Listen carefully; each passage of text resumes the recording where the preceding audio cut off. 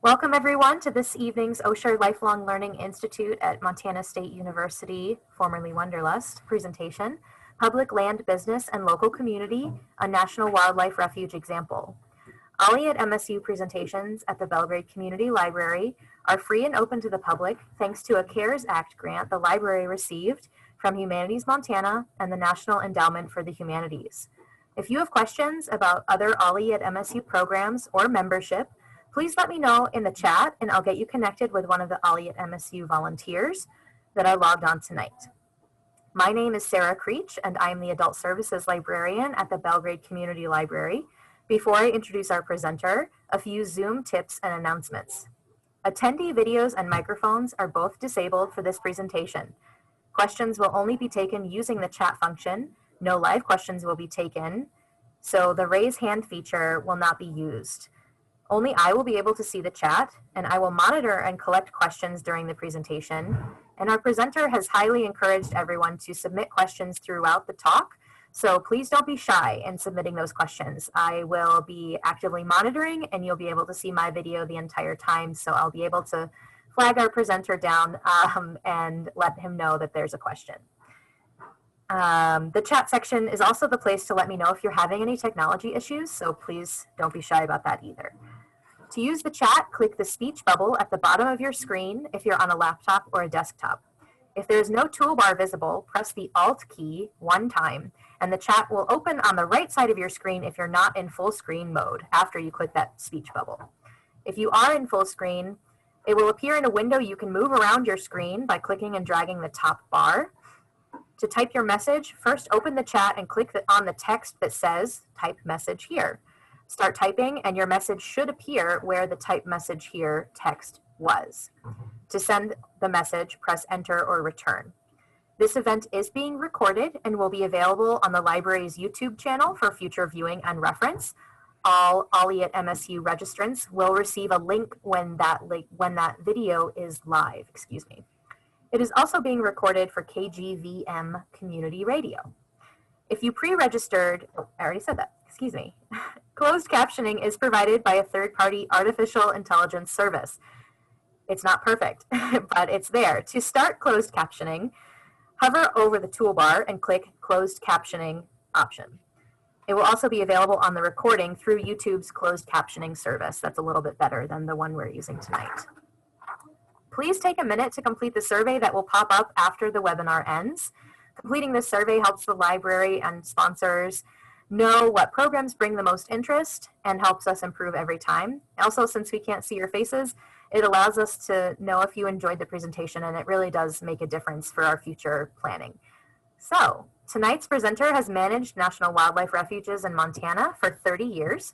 His skills include partnership building for conservation of fish and wildlife, good neighbor and landowner relationships, bison management as wildlife, sustainable agriculture, negotiations with Native American tribal governments, trumpeter swan management, and most recently, grizzly bear and Arctic grayling recovery and management. In Montana, he managed the National Bison Range and Red Rock Lakes National Wildlife Refuge. He retired from U.S. Fish and Wildlife Service at the end of April 2019. So I know we can't see you, but please give a warm welcome to our presenter, Bill West, and it's my pleasure to turn the presentation over to him. Thanks, Bill. Thank you, Sarah. Can you hear me? Okay. Well, thank you everyone for showing up. I'm pretty excited about this presentation. The first 5 slides won't make you think I'm excited about exciting you, but I want to get some information down appropriately. So I've written the text coming from the U.S. Fish and Wildlife Service, where National Wildlife Refuges are managed from. So here we go. So there are 4 principal public land agencies in America. Public land that I would call federal public land. Here in Montana, we've discussed public land a lot lately. It was an election issue. I'm sure you've seen it in a commercial or two. But the 4 land agencies are the BLM, that is responsible for 245 million acres, the U.S. Forest Service with 193 million, the National Park Service with 48 million, and lots of people to manage, and the U.S. Fish and Wildlife Service National Wildlife Refuge System, which is 95 million acres on a land base. They have quite a bit of ocean area too, but as far as managing land that we would call public that you can visit, we're going to stay with the land base. And refuges are quite a few of those acres in Alaska. There are more National Wildlife Refuge acres in Alaska than any of the other 3 agencies. Refuges outside of Alaska are not usually high country and rock and ice like you might find with some of the forests. They're usually valleys, wetlands, grasslands, and riverine. And many have been purchased with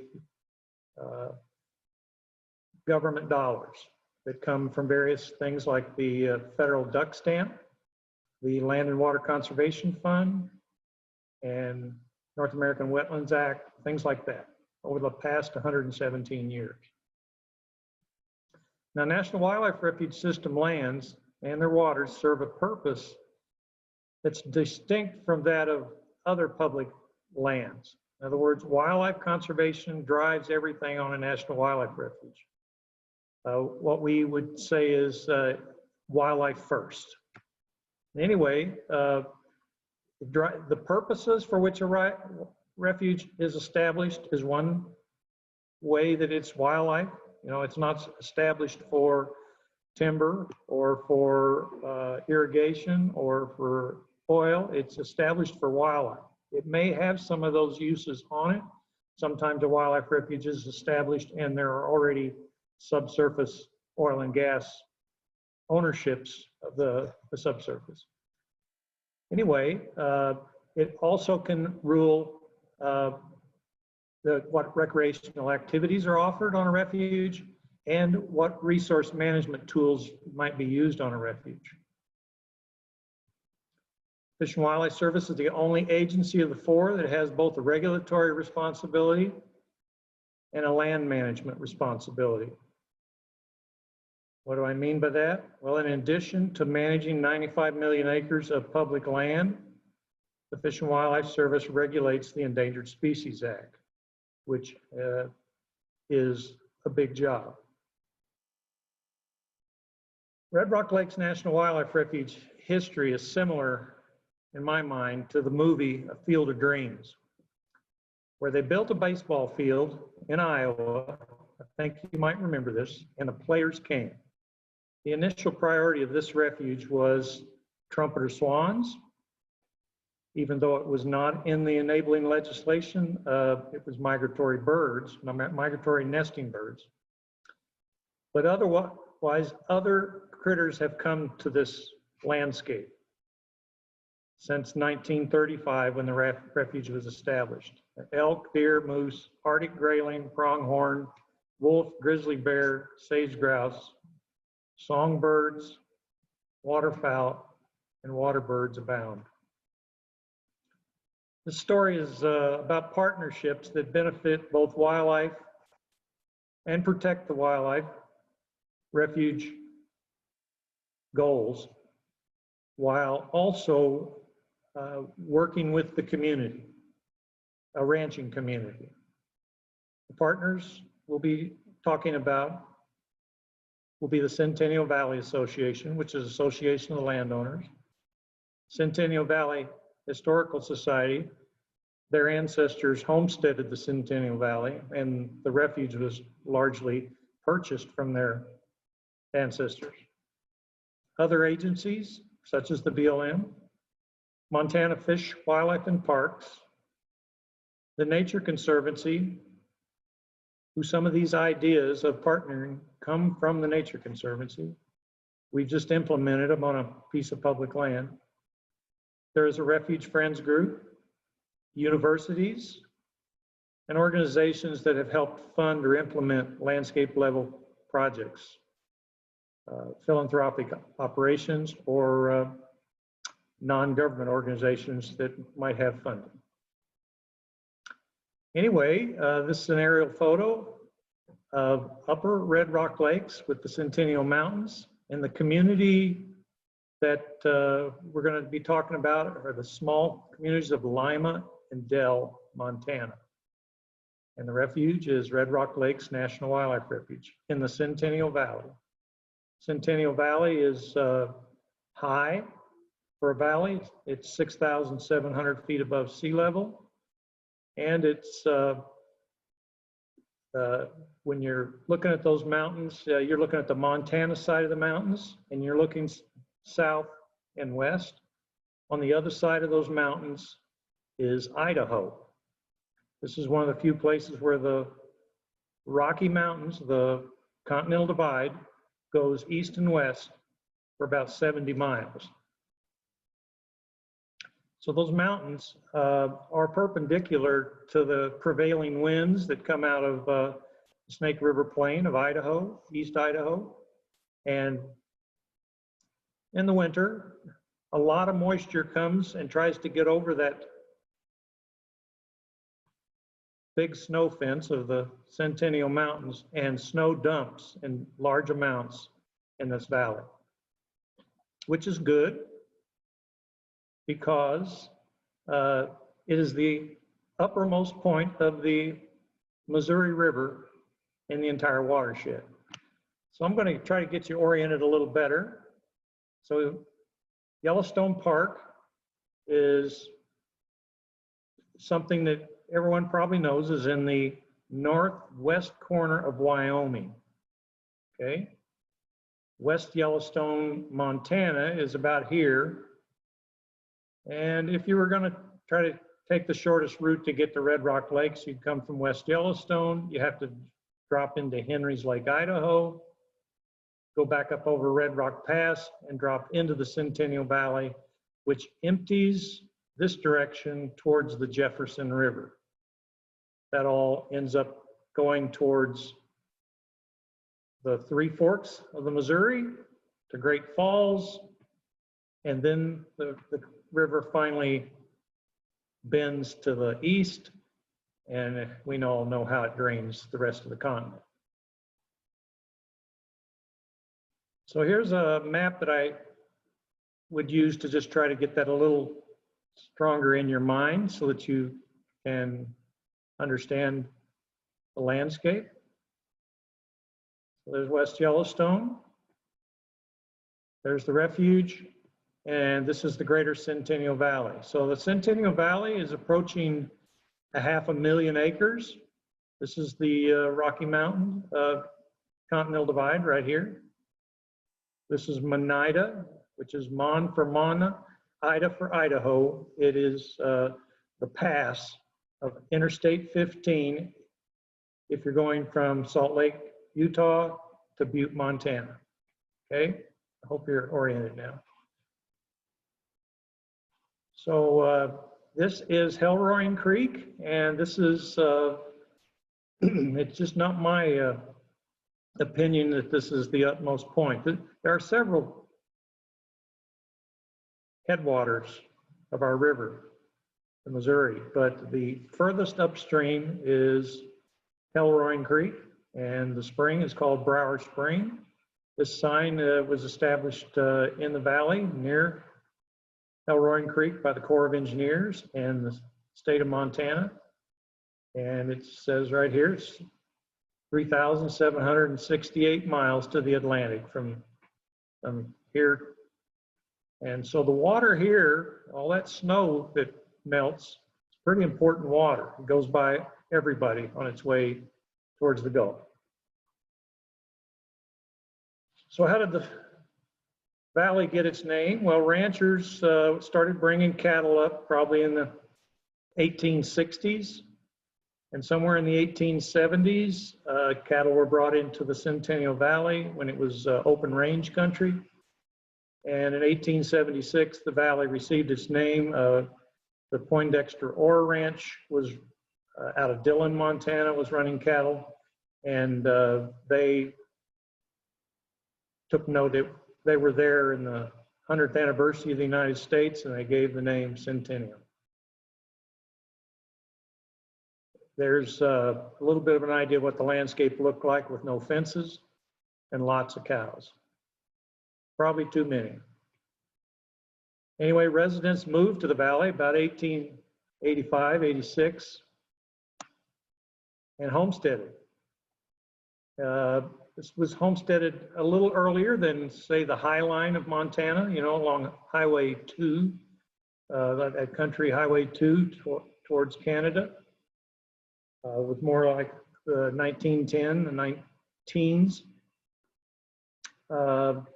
And that's because the first railroad into Montana came over Monida Pass in 1880, headed from Salt Lake to Butte, and it arrived in March of 1880 at Monida. Lima was a railroad town to begin with. Anyway, the Monida and Yellowstone Stage developed pretty quickly. A hotel was built in Monida, and 61 coaches took people into Yellowstone National Park from Monida, and that was the commercial way to get to Yellowstone as quick as possible for about 30 years. At least it peaked sometime probably right after 1900, but it went on until later in the century. So people would get on a coach, and it took about 2 days to get to what we'd call West Yellowstone today. The Museum of the Rockies here in Bozeman, Montana, where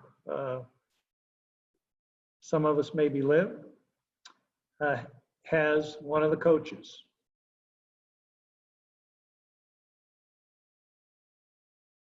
So that was a way for the folks in the Centennial Valley to make an outside income. They were able to raise horses, train horses, sell horses, lease horses, feed people, house people that were coming through the valley, and it could augment their income off of their homesteads. And that worked out for quite a while. But in 1916, Yellowstone National Park banned stagecoaches, and there were other rails into the park now, especially one that might have come in from Livingston, Montana.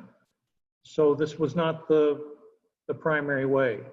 This is a photo of the Shambo stage stop. Was built in Lakeview in 1914, and needless to say, that wasn't a very good business decision given what Yellowstone National Park did 2 years later.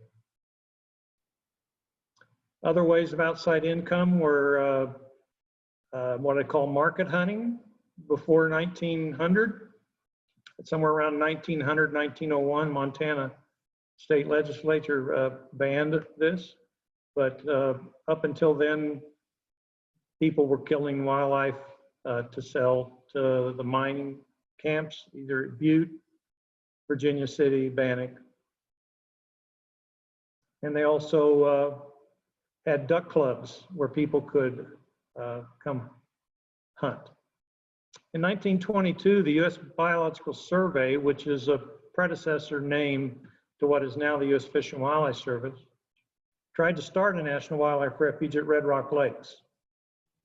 But the politics of Butte pushed back on that idea. Butte was the economic engine of Montana, and one could now get on a train by 1922 in Butte and be in the Centennial in a couple of hours. Duck clubs didn't want a government wildlife area, so it didn't happen.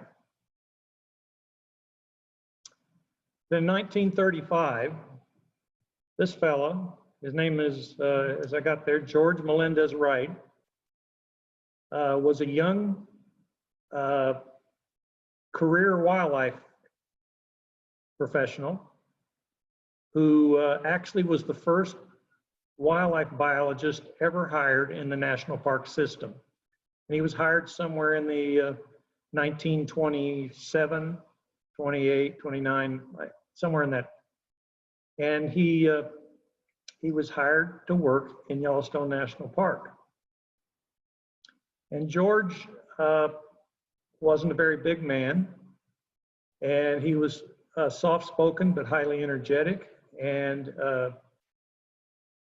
at that time, the parks were trying to get people to come visit their parks, and they were fairly aggressive. And that's how we got off on a wrong foot, maybe with things like grizzly bears in the park, where dumps were frequented by grizzly bears, and the park actually was building bleachers so that people could watch the bears from a distance. George was a guy that was able to tell these, powerful early superintendents of parks that maybe they should reconsider what they were doing. So he's a very persuasive guy.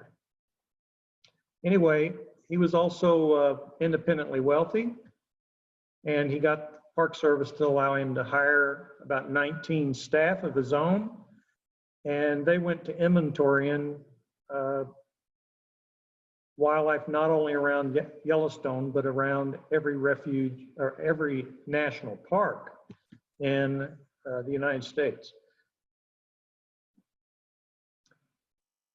Well, anyway, it wasn't but about 3 years he became the head of biology or head of wildlife for the National Park Service, and he moved to Washington, D.C. But meantime, he had become very acquainted with the trumpeter swans that were in the Centennial Valley, and he came to understand that they were nearly extinct. At one point in the early 30s, there were thought to be only about 65 of them left on the planet, and most of them were in the Centennial Valley. Well, so this fellow, Ding Darling, was a Pulitzer Prize winning cartoonist for the Des Moines, Iowa Register newspaper. Now, Ding Darling was given Franklin Delano Roosevelt, the president, a lot of grief about drainage of wetlands and no enforcement of migratory bird laws, birds being shot by the hundreds and thousands without much conservation at a national level. And at some point, FDR decided that he'd had enough from this Republican guy, Ding Darling, and he offered Ding to take over the U.S. Biological Survey, which became the U.S. Fish and Wildlife Service. So Ding Darling did that, and he actually drew the first federal duck stamp, and all this was happening around 1934, 1935, and there was another FDR program known as the Resettlement Act to help people resettle who had homesteaded really poor agriculture productive properties, which that's what was going on in the Centennial. People were struggling by the 30s and didn't have outside income much, and big ranchers or insurance companies would offer them 10 cents on the dollar for their ranches in February. So anyway, George Melendez Wright got to Ding Darling, and the Red Rock Lakes is considered a Ding Darling refuge. Bought initially with duck stamp dollars and Resettlement Act dollars. One of the earlier managers at the refuge was a fellow by the name of Winston Banco, who was there about a decade, and he wrote the definitive monograph on the trumpeter swan that is still a good read. It was enough of a good read that even though it had been originally printed as a government document, it was reprinted for popular consumption and was a successful book. So anyway, this is the bird that got it started. This is why we built Red Rock Lakes National Wildlife Refuge. Building meaning lots of real estate deals, lots of trying to reduce the number of cows, lots of reducing the number of fences, things like that. While the refuge was in its early years, actually for the first 57 years, one of the main objectives was to keep the swans in Montana and not have them fly over the Centennial Mountains and get into other states where they might be shot or mistaken for something like a snow goose. Anyway, that went on from 1935 to 1992. And by 1992, there were 400 plus swans would show up in the winter on the 1 to 2 acres of open water in this high mountain, very cold valley. It has a similar temperature in the winter to West Yellowstone. So the feeding stopped in 1992, and I got there in my manager job in 2008. And surprisingly, because swans live to be 30 plus years old, there were still a few adult swans that would have their young there in the winter and try to overwinter, probably telling their young that just trust me, they're going to show up here with a scoop of wheat any minute now and they're going to feed us. But that didn't happen. And so the numbers declined in those early 1990s, but the swans developed a different model for how they used the landscape. They started leaving the valley and going to the Snake River Plain in Idaho and field feeding on potatoes and grain. And this is a graph that tries to show you where we were in 1995 for adult swans in the Centennial in the summertime and where we are now in 2020. So they've recovered. So the refuge, though, hasn't quit monitoring swans. We still have them as a priority, but we're not spending lots of time feeding them in the winter. And the landscape has become highly important for a lot of other wildlife.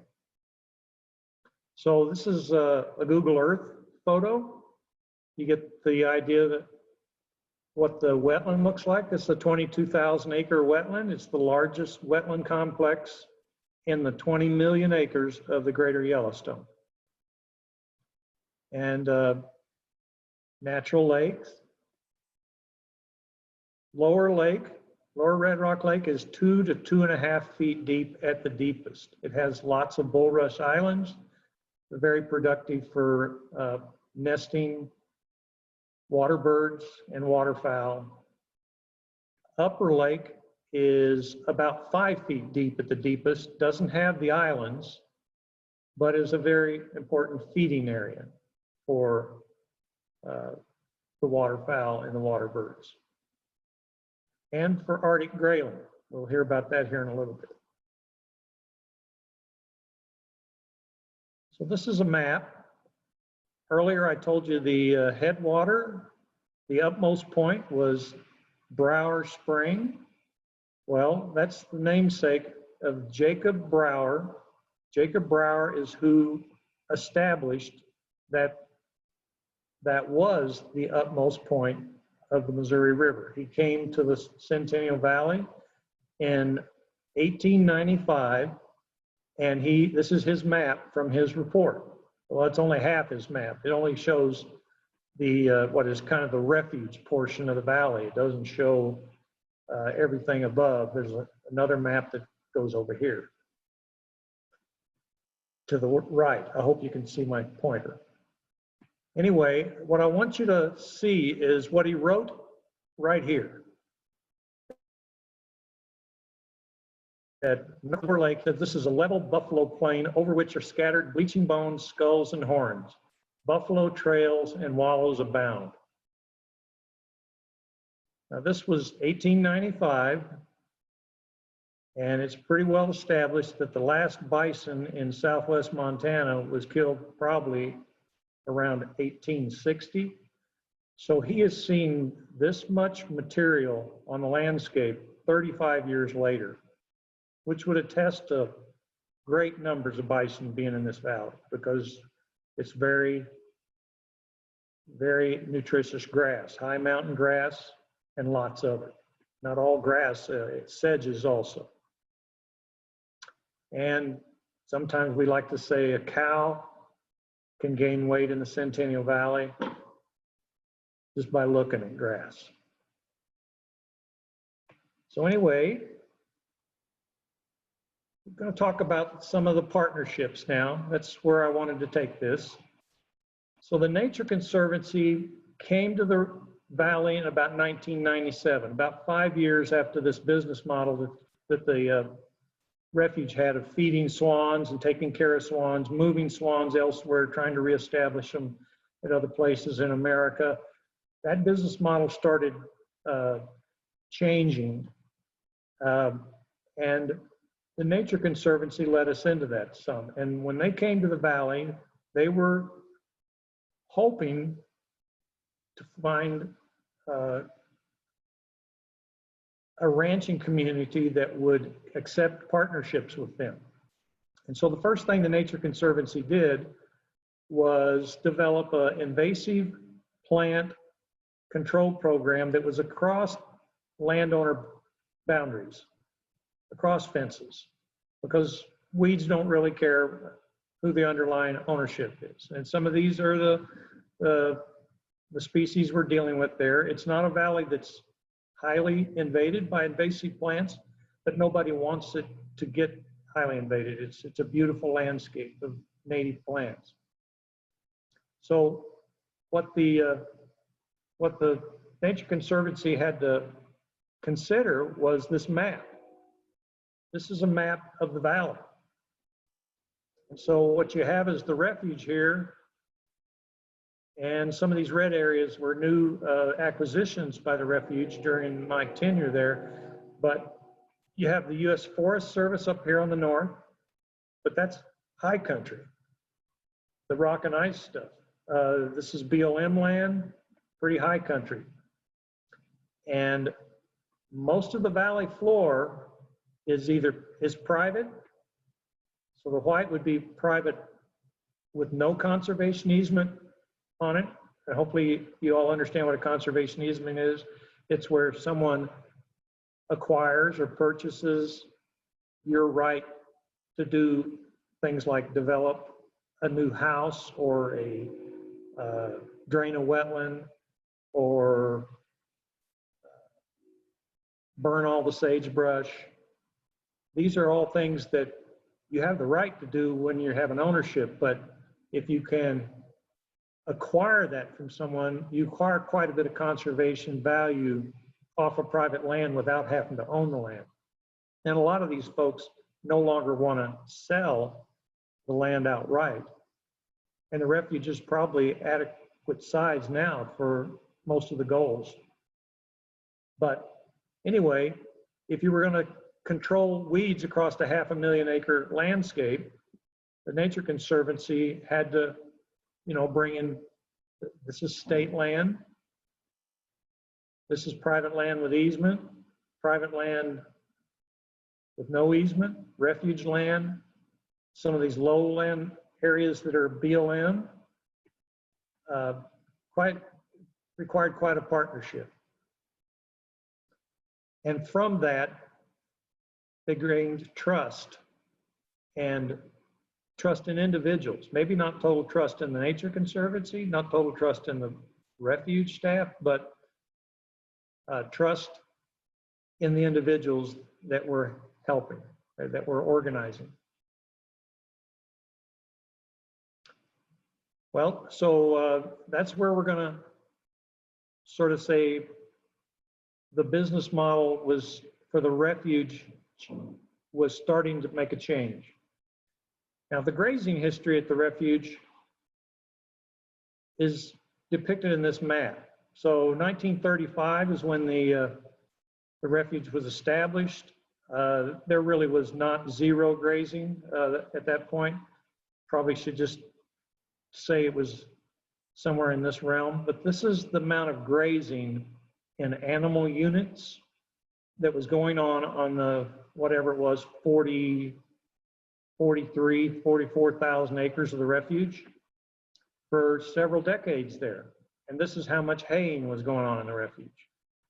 And part of the refuge managers at that time's job was to reduce that because it wasn't really compatible with the purpose of the refuge. So you can see the reductions began in the 1970s, down to something more like what they are today. So the current grazing management goal is to emulate what bison's ecological service to the land would be using cattle. We do have a question, Bill, if you don't mind me interrupting. Yeah, go ahead. Jerry says, aerial photos of the upper Red Rock Lake seemed to show what looks like a dam or a dike. What's the story there before you get too far away from that aerial photo? Upper or lower? Upper. Yeah, there's no dam on Upper, but there is a dam on Lower Lake. And so the story there is that in 1930, 5 years before the refuge was established, some of those duck hunters that I mentioned that had duck clubs out of Butte, the Butte Sportsman's Club, they made a deal with the state of Montana, Montana Fish, Wildlife, and Parks, and they built a dam on the Red Rock River below Lower Lake so that they could try to hold the water high and not, and see, we probably all remember the 30s were pretty dry time. Anyway, after the refuge was established, sometime in like 1951, the refuge replaced that dam with a better one. And then in 1987, that dam was replaced again with one that was fish friendly because of the Arctic grayling.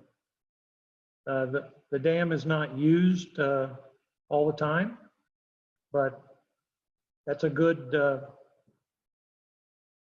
good catch that somebody saw there was a dam. Anyway, so if we go back to the current grazing management, the animal units, that would be the general number of cows that could be allowed on a piece of property or a piece of the refuge, was established by what used to be called the Soil Conservation Service. So here, now it's called the Natural Resources and Conservation Service, NRCS. They recommended the grazing rates for the units on the refuge. And they based that on how the ranching industry would graze a property. And the ranching community might not rest that pasture, but 1 year after grazing it, they might not rest it at all. They may graze it every year. But at the refuge, we have a 4-pasture graze rest rotation system, which basically means we graze starting July 10th till sometime in late August, and then we rest that for 3 full years before we graze it again. July 10th is when we think most of the ground nesting birds are done with their nesting. So anyway, it's a post-growing season grazing plan. Okay, so why the 3 years of rest? Well, we did a study in the 2004 to 2009 period, where we tried to determine wildlife response to the grazing. And what we found out was that cranes, sandhill cranes, long-billed curlews, and meadow voles, their productivity didn't improve any after 3 years of rest. In other words, the grass becomes a little more decadent, maybe doesn't provide the habitat that some of those primary migratory birds that we're responsible for would like. The meadow voles is actually a surrogate for raptors. If we have lots of meadow voles, we have lots of raptors. The other two, we were looking specifically at nesting by the long-billed curlews and the sandhill cranes. And we looked at 1 year since grazed, 3 years since grazed, 8 years since grazed, and it plateaus after 3 years. So there was no perceived benefit to wildlife, which again is the primary purpose of a wildlife refuge. We're not growing grass for grass's sake. The rest was 3 years. And to try to replicate what bison does, we used lots of cattle. Some of the herds of cattle down there are, 850, 60 pairs of cattle. So that would be a cow and a calf. That's somewhere around 1,700 mouths. And you move it into a big grazing unit of over 2,000 acres. And you have wildlife-friendly fencing around it that you have to bring up during that 6 weeks, but then you drop it after the 6 weeks so that there's no wildlife problems crossing the landscape for the 3 years of the rotation before you come back in. But we do have fences in the valley on private lands, and this is where we started finding other things to partner on besides weed control and conservation easements. Sage grouse are the largest gallinaceous bird short of a turkey. The turkey is the largest one in North America, but sage grouse are second. A male can weigh around 8 pounds. And you can see this male, and you can see that he's got a fence behind him with white markers on it. And this is near the lek. Lek is kind of like a club for meeting girls for sage grouse males. And the females fly into the lek and back out and decide which male they're going to mate with.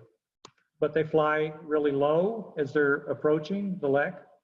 And we were able to establish where there were places that we might mark the fences so that the sage grouse wouldn't run into it.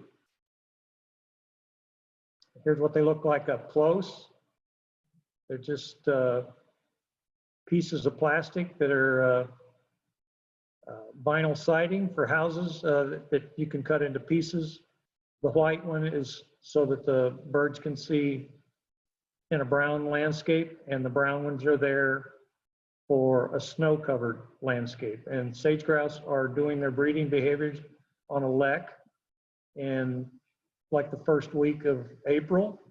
So there could be snow out there at 6,700 feet above sea level.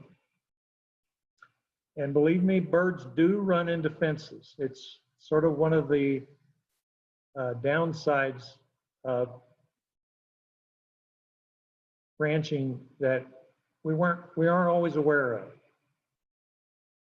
But here's a barn owl. I didn't have a photo of a sage grouse, but we found sage grouse in the fences. We were able to save this guy, but if we'd have found him the day after he got caught, it wouldn't have been savable. So anyway, at some point, our partnerships became a little more complex. And part of that is we're going to start, I'm going to give you 3 examples of more complex partnerships. And we're going to start with the sage steppe, which this is the north side of the refuge. So you feel like you're a lot further away from the Centennial Mountains here. The whole north side of the refuge is a big sage landscape. And a lot of it is grazed. A lot of it is owned by private landowners, the BLM, even the Forest Service, and the state of Montana's school trust lands.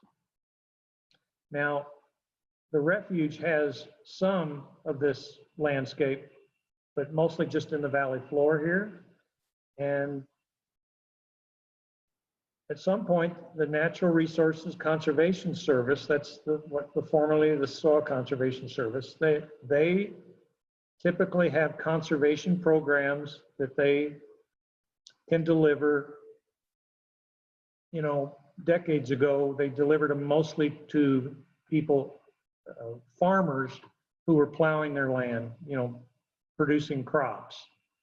But somewhere in the early to mid 2000s, maybe actually by about 2010, the NRCS came up with a program to actually encourage conservation on rangelands, and they called it the Sage Grouse Initiative, because the sage grouse is a candidate species for going on the threatened and endangered list.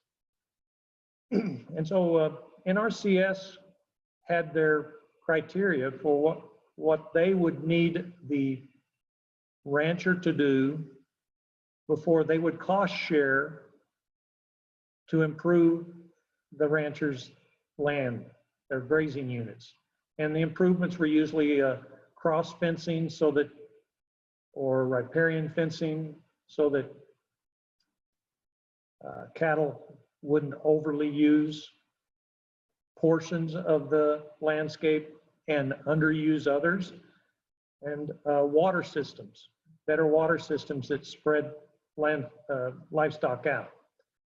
But to get enrolled in this, a couple of the ranches on the north side of the valley needed to give their spring grazing units a rest for 3 years. And we came to understand that that was a problem that was going to prevent 2 large ranches from enrolling in the Sage Grouse Initiative. And so the refuge at this point used our grazing program as a bridge to get those folks enrolled in Sage Grouse Initiative.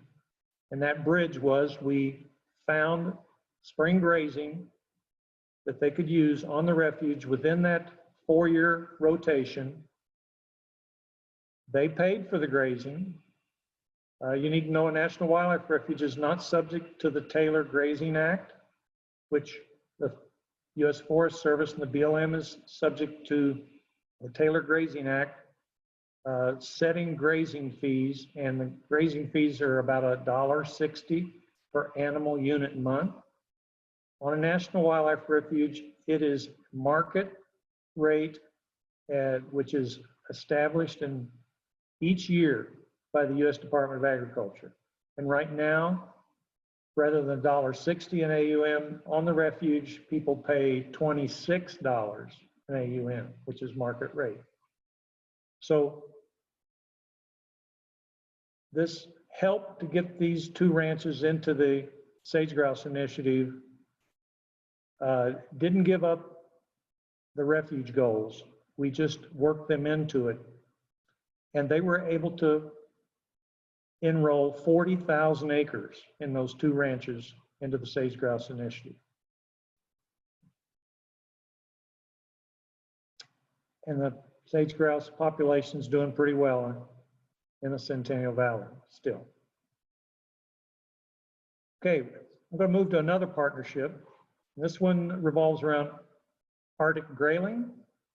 Arctic grayling conservation, and the Alaska Basin, which is the uppermost point of the watershed. This is where Hellroaring Creek is that we discussed earlier.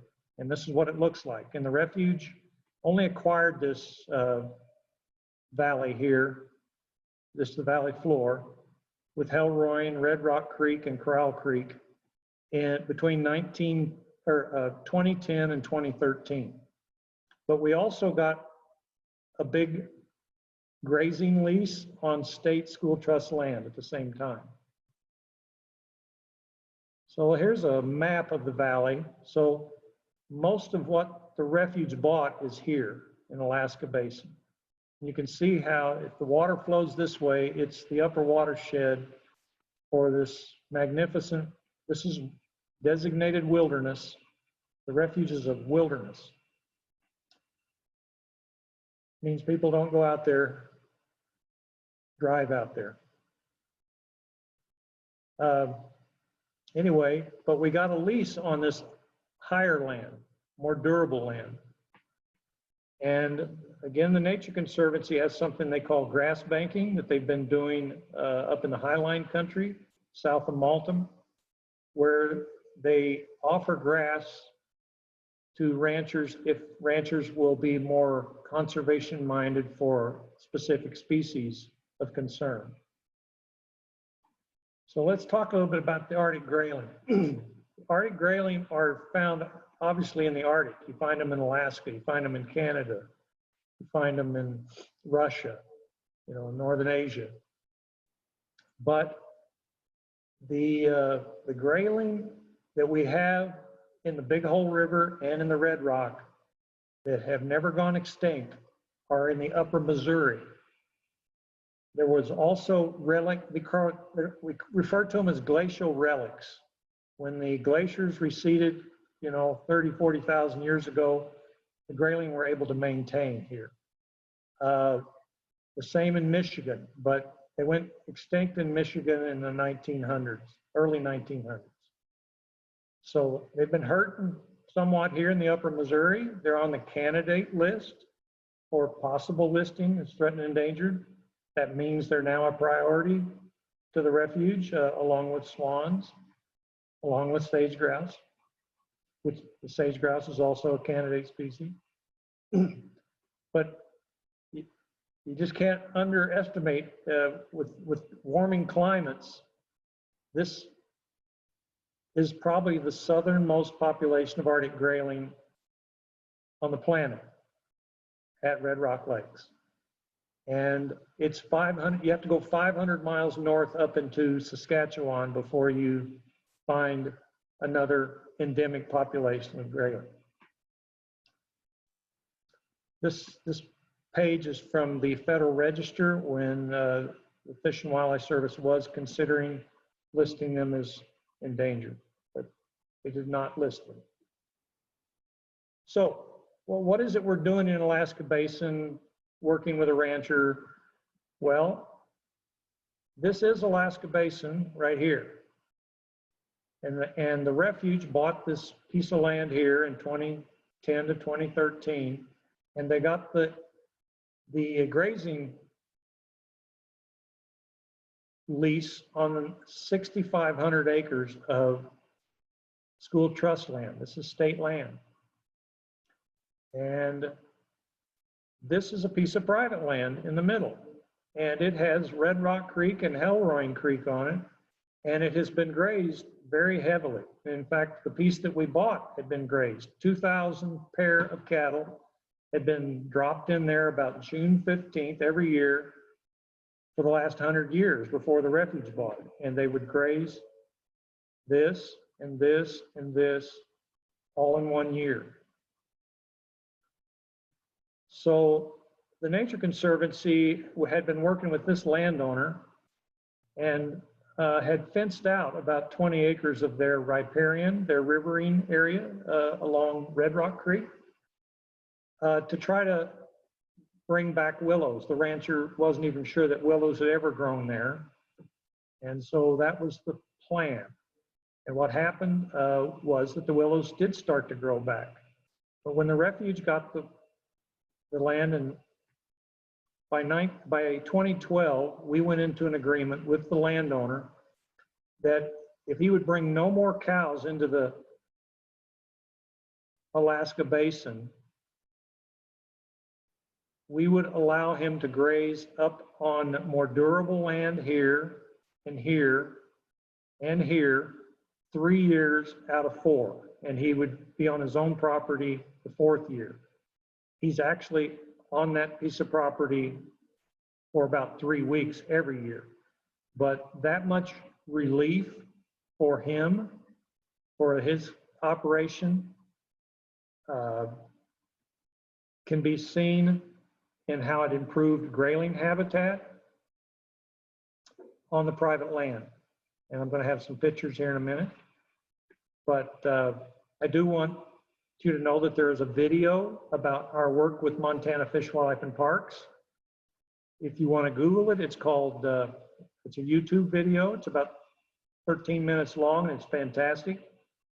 It's called Saving Grayling. And I believe that Sarah also has the URL, and she's going to be chatting it out to you. So here's the improvement you can see from 2007 to 2017 in willow growth back. And this is just by allowing what I'm going to call grass banking with our neighbor ranch livestock owner. This is Hellroaring Creek.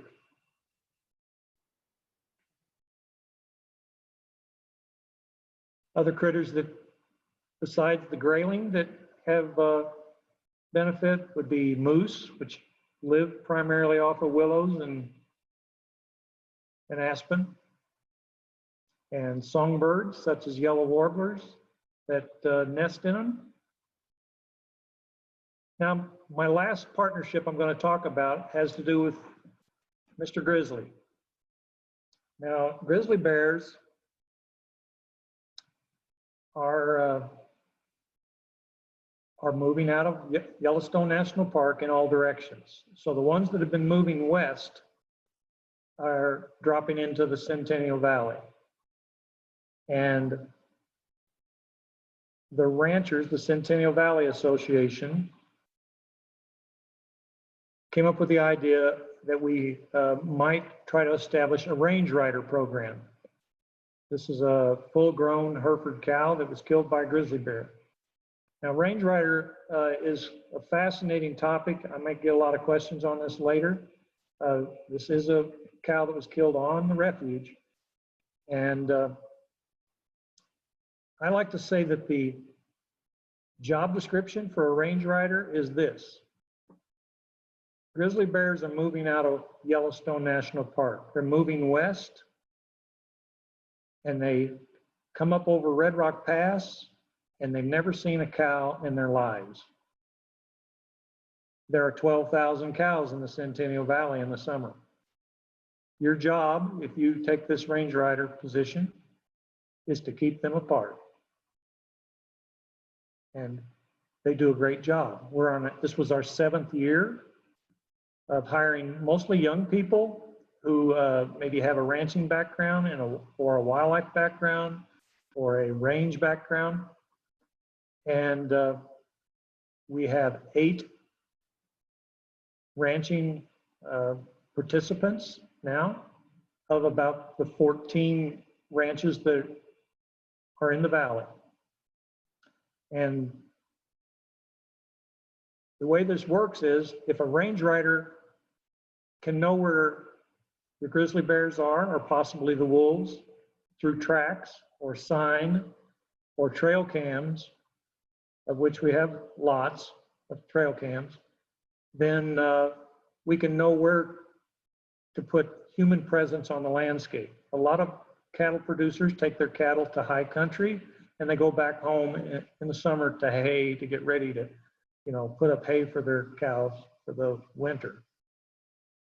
So if we were able to hire people to be range riders, they can probably add 2 days a week to having humans on the landscape with the cattle, plus knowing where the large predators are. Those two things become critical.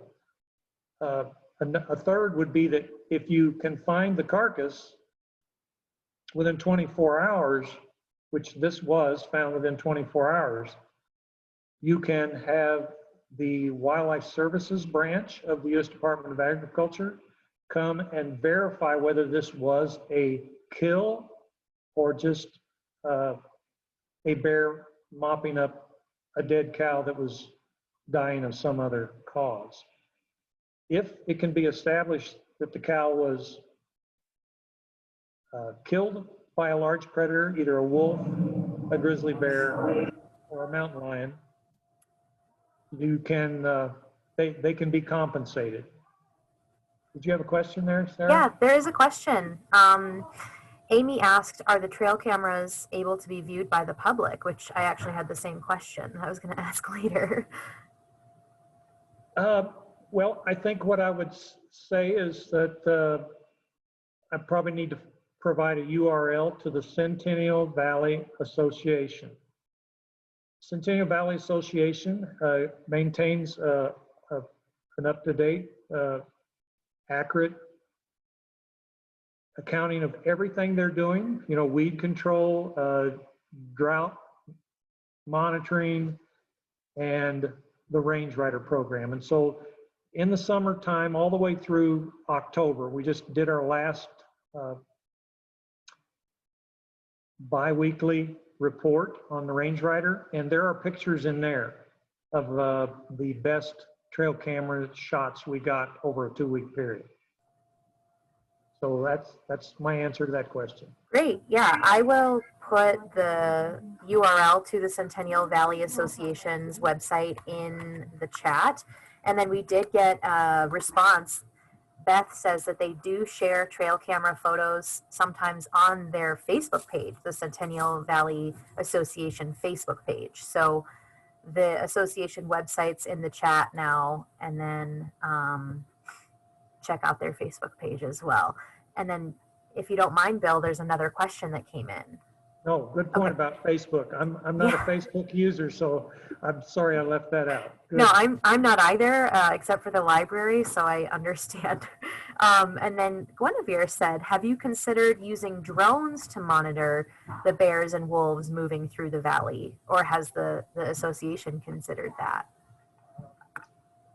Very good point. One of the range riders this year invested in a drone on his own, and he did use it.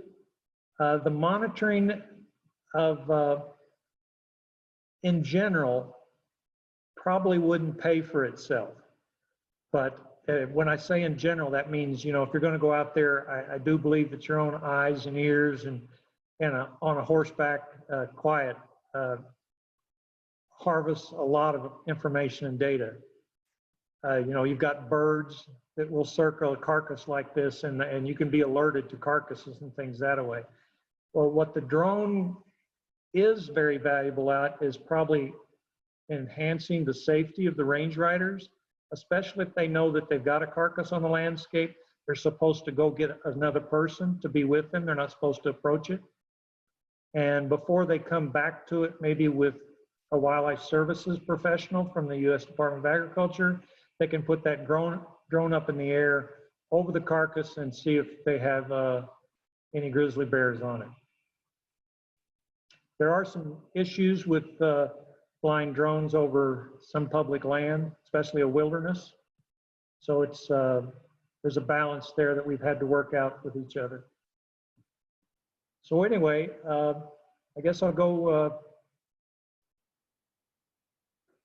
on to say that there aren't too many mountain lion depredations in the 7 years that I know of. And the relative success of this program, you know, has come from hiring really good staff, having contributions from non-government organizations that care about wildlife,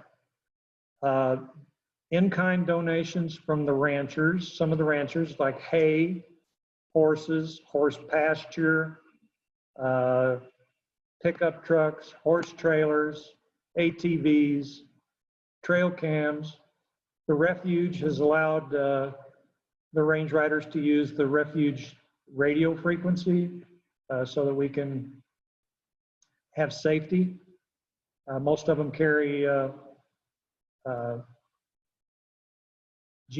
GIS, satellite-driven devices that they can get help if they need it in a hurry, because there's not very good cell phone coverage in the Centennial Valley.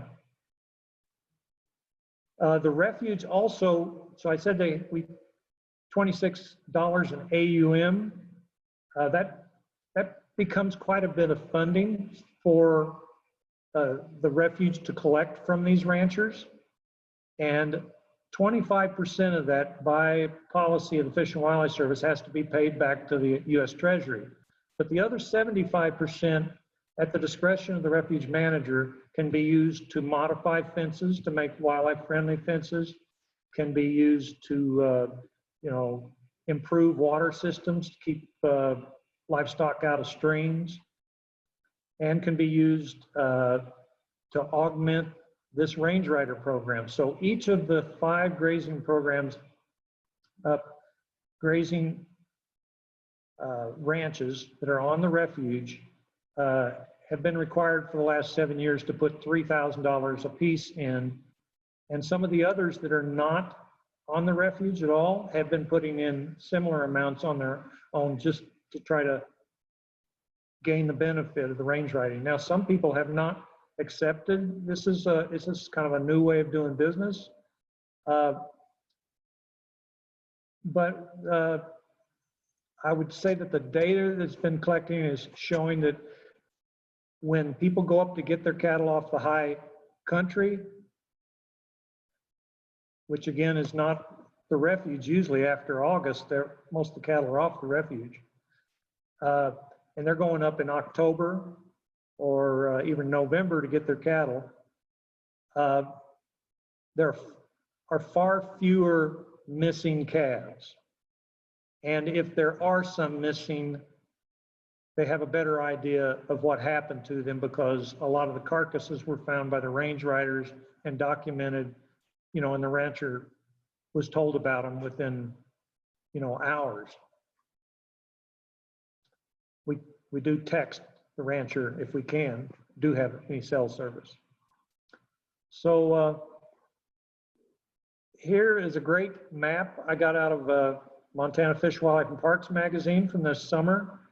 And if you didn't know this already, the grizzly bear population in the Greater Yellowstone is pretty well recovered, or at least in the park for sure, and bears are moving out. So here's the Centennial Valley. Here's Dillon, Montana, and this is the Big Hole. And this is a likely way that the grizzly bears of Yellowstone might eventually connect genetically with those in the Northern Continental Divide ecosystem, which is Glacier Park, the Bob Marshall Wilderness. That's important because grizzly bear genetics are continuous. In other words, a grizzly male can find a grizzly female and they can have young, and the population is as big as all the way to Alaska. There's no disconnects. But the grizzly bears of Yellowstone are an island of genetics. They've been separated for probably 100 years now. And part of conserving them is to get them connected again through the Rocky Mountains. And the Centennial Valley is a good way where most of the conflict is not going to be housing development. It's not going to be highways. It's going to be livestock. And we feel like we've accomplished that. We've only had one bear get into enough trouble to need to be removed in those 7 years. So who's a benefactor of this somewhat? Wolves were also, large predator of concern to ranchers.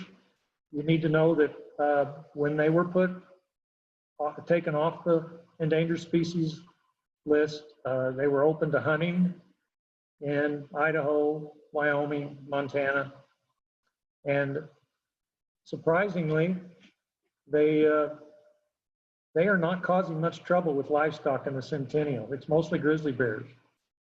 And the wolves, it's my belief, have all quickly learned that humans carry a big fire stick that they might shoot them with, and that wolves don't want to be in the same square mile with a human. And what is going on is that the ranchers are up in their cattle maybe a couple of days a week, and they go back to hay. You add the range rider in the cattle 2 days a week, and those range riders really aren't fixing fence. They're not doctoring calves. That's their job is to keep large predators and the livestock separate. Reduce conflict as low as we can.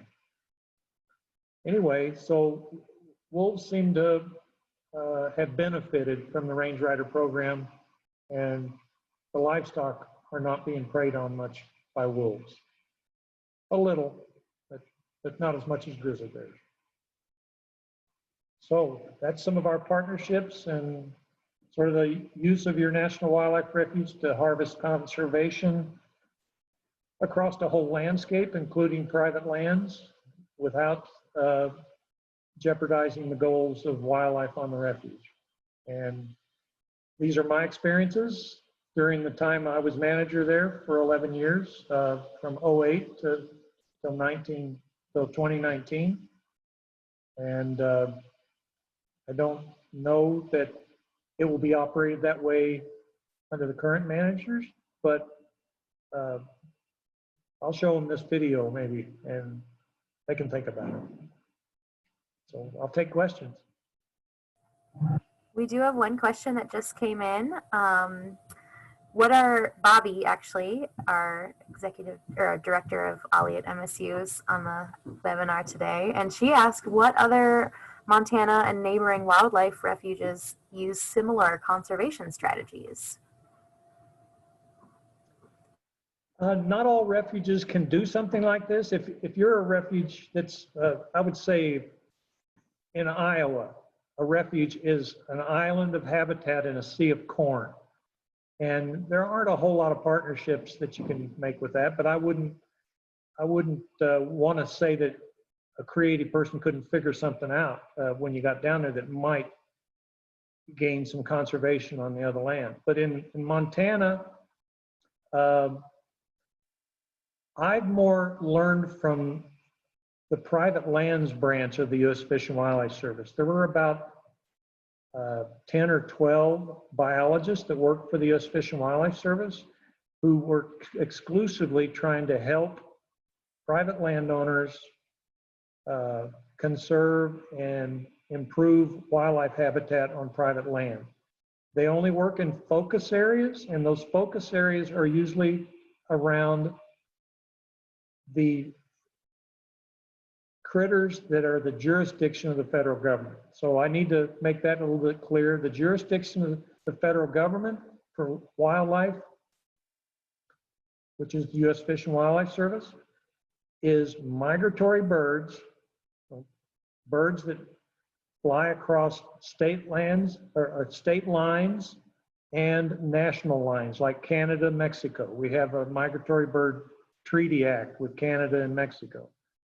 The migratory birds and what the limit is on hunting them is a federal jurisdiction. But once they make the outline of how to handle them, states can adopt those things. The other thing that the federal does is endangered species is the jurisdiction of the Fish and Wildlife Service. So grizzly bears are still federally a responsibility. Everything else is the jurisdiction of a state that isn't migratory and isn't threatened or endangered. So I guess the answer to that is the private lands branch people have taught me how to work with ranchers more. And I feel compelled to give a talk like this because even my own colleagues might do what refuges did for a long time, which was not look outside their fencing boundaries. They thought mostly about just working within the public land base. And there is conservation to harvest out there that nobody else in the wildlife field can harvest. Montana Fish, Wildlife and Parks can't go down there and make these deals.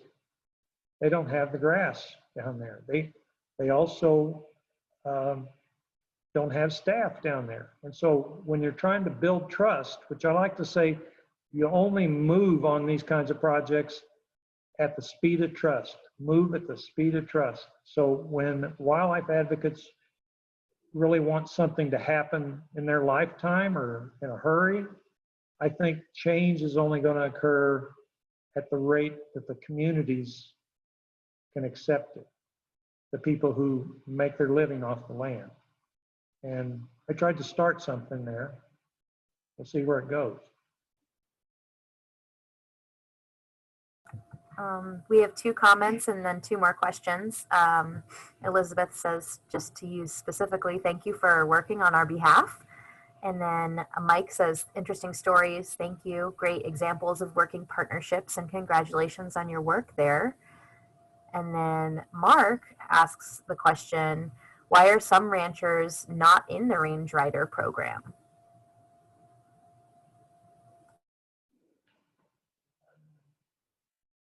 They're human.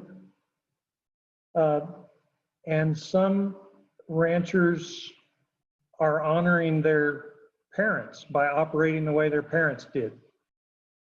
And sometimes some ranchers might still consider the Refuge or any wildlife organization as an adversary. And even if they like the people on the ground that are in their community, they're not going to be leaders. And the people that have joined, I would say, are looking at their bottom lines and deciding that they're going to do this because it's improving the economy of their operations for their families. You also need to know that most of the people we're working with are middle-class, multi-generational ranchers. Wealthy ranchers have no reason to go looking for government dollars from the National Natural Resources Conservation Service, like the Sage-Grouse Initiative. They don't have any reason to really work with the Refuge because they've got the dollar resources to do what they want on their land. And so that's where most of these partnerships are with people who need to improve their economy because their primary income comes from ranching. That makes sense. And then Karen asks, how many swans visit the valley annually? And I think she's asking about now, like 2020, if you know. Well, so I just talked to the deputy manager down at the Refuge a couple of days ago. So trumpeter swans have recovered. There's quite a, they're in the 30,000 of them easily now in the interior of the continent, so that would be Canada. But only about 500 to 600 are in the Greater Yellowstone. And this is kind of the nesting period of the year. But all of those 30,000 plus 500 or 600, all of them now winter in the Snake River Plain. At the same time as the trumpeter swans are coming through that country from, let's say, the Rocky Mountain front of Canada, all the way up to the Yukon Territory and even parts of Alaska. You have tundra swans, the smaller swan that are, nesting at the far northern end of the continent. And the tundra swans come through in the fall, along with the trumpeters. So The numbers are like 250 I showed on that graph in the summer. There's probably 25 to 30 nests on the refuge. The trumpeter swan is the largest bird, pretty much, that can make flight in the Western Hemisphere. You know, it's a 30-pound bird. The tundras are 20-pound birds. So the last birds to leave the refuge are the trumpeters. And they're going to leave it probably when this cold front comes through in the next few days. But they're there in big numbers right now. And they're migratory swans. And the tundra swans have already been through the refuge. They started coming before Halloween. And at times we have as many as 10,000 swans, 5,000 of each species, mostly on Lower Lake. But it's pretty cold down there in Halloween. And we have one more comment. Thank you, Bill. Great presentation with excellent information from Marie. And that's all we have for questions. So we'll wait a minute or two in case someone's hesitating to submit one, but we have a little bit more time scheduled in. So if you weren't sure, we'd love to have your question. And yeah, in the meantime, I will remind everybody that when I close the presentation, you will be taken to a survey, and it's pretty much asking you what you thought if you are an Ollie at MSU member and how your online experience was, and then what other topics you're interested in for future Ollie at MSU presentations at the library. We've already planned out our spring semester, winter, spring. So that should be coming out soon, or at least the catalog is being worked on right now. And then we'll have more in the fall. And then a comment from Linda. Thank you for helping to explain that ranchers can be part of the solution to environmental issues. We want to protect wildlife as well as our domestic livestock. I think that's a good comment. And then Debbie, who's from Spokane, says, thank you, a wonderful presentation about a place I love to visit. So that's nice that we're getting some outside of Montana folks. Anything else you want to share, Bill? Well, while we have a minute or two. Folks might just go to Google and do National Wildlife Refuges and try to find one near them and go visit them and find out what they're all about. They're not trying to advertise quite like the park system does, but they're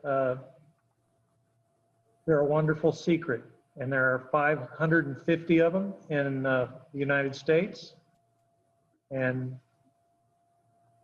they, at least when it comes to migratory wildlife, I like to say they're a little bit like the Motel 6 commercial. They leave the lights on for our migratory birds. All right, with that, I think I'm gonna end the recording. Thank you, Bill, and thank you everybody for submitting your questions. And the recording of tonight's event will be sent out to all of the registrants when it's uploaded into the Ollie at MSU's online system. And one final comment from Karen, awesome information, greatly appreciated. So with that,